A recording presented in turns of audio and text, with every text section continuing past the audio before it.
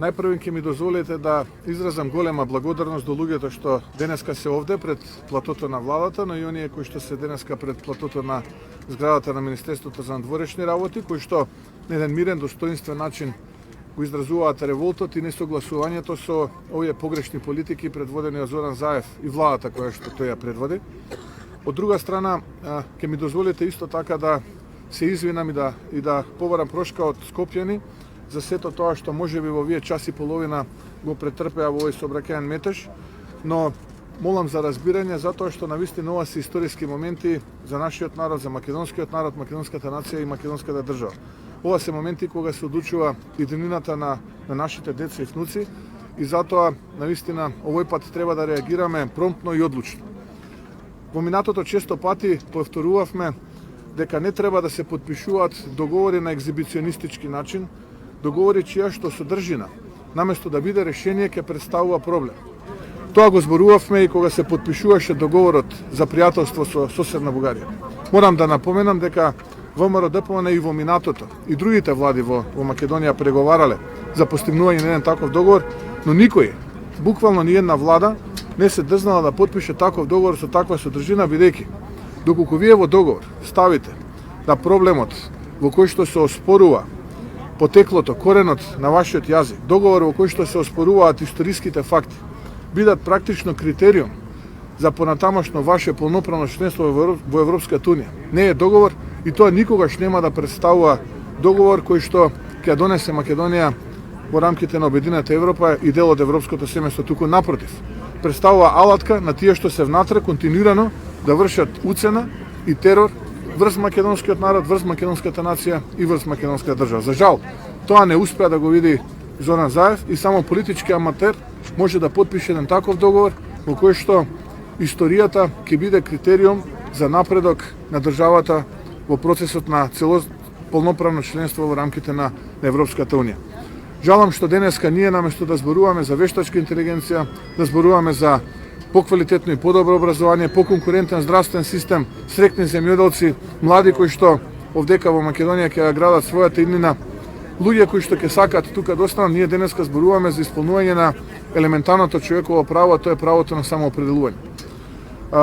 Гласот од страна на меѓународната заедница е таков дека работи кои што не треба да се преговарат, треба да останат надвор од процесот на интеграција на Македонија во рамките на Европската унија, како што е идентитетот, традицијата, обичаите, историјата, јазикот и така натаму. За жал, овие понизни сервилни политики на владата предводена од Зоран Заев не доведува во една ваква ситуација кога буквално треба да бираме помеѓу асимилација и интеграција. Затоа час поскоро оставка и затоа ги повикувам скопјани јутре со почеток во 15 часот, заклучно до 16:30 ни се приклучат овде пред платото на владата, но и пред зградата на Министерството за надворешни работи, повторно да го изразиме нашиот револт против овие политики кои што на таинствен начин ги води владата на Зоран Заев. Оние преговори кои што Зоран Заев велеше дека се водат на ниво на работни групи, а пак оние гласноговорници од СДСМ поитаа да го демантираат Зоран Заев и да кажат дека нема такви преговори.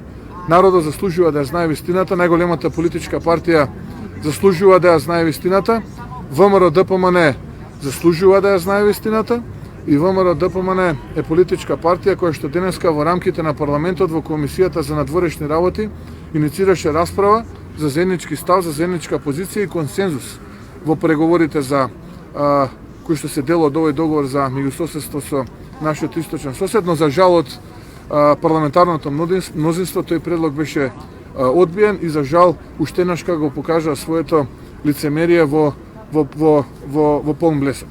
Така што еве сосема на крај ја користам оваа прилика уште еднашка да ги повикам скопјани, но и другите граѓани утре да ни се придружат на блокадите овдека пред платото на владата, но и пред платото на зградата на Министерството за надворешни работи. Доколку имате прашање, повелете. Дали може да ни кажете со какви информации располагате за што конкретно преговарале викендот, бидејќи споменавте дека тргуваат со нешто? Какви информации имате? Информации може да каже тој што преговара. Тој што преговара, но ние можеме да окажеме следното, дека ниту еден патоказ, ниту еден меморандум, ниту еден анекс или нов договор идната влада, предводена од ВМРО ДПМН, нема намера да го почитуваат доколку и во јота бидат начнати македонскиот идентитет, историјата, јазичната посебност, обичаите и сето она што нас не прави различни од граѓаните кај нашиот источен сосед. Доколку некој без разлика кој, дали е тоа на ниво на премиери, министри или работни групи од министерството, се дрзне да чепне во дел од овие атрибути, вклучително и да се откаже од македонското малцинство кај нашиот источен сосед, идната влада на ВМРО-ДПМН нема намера да го почитува и таквата хартија за ВМРО-ДПМН нема да представува задолжител. Апелирам за поддршка и до меѓународната заедница, до нашите пријатели од Европската унија, да апелираат до политичарите кај една нивна земја членка, тоа е нашиот источен сосед, овие според нив измислени и неевропски билатерални спорови да ги држат надвор од процесот на интеграција на нашата држава во рамките на Европската унија. Само така ќе останеме доследни на идеите на Де Гаспери, Шуман и Аденауер. Во спротивно, уште еднаш ќе се покаже лицемерието дека за сите не важат истите критериуми.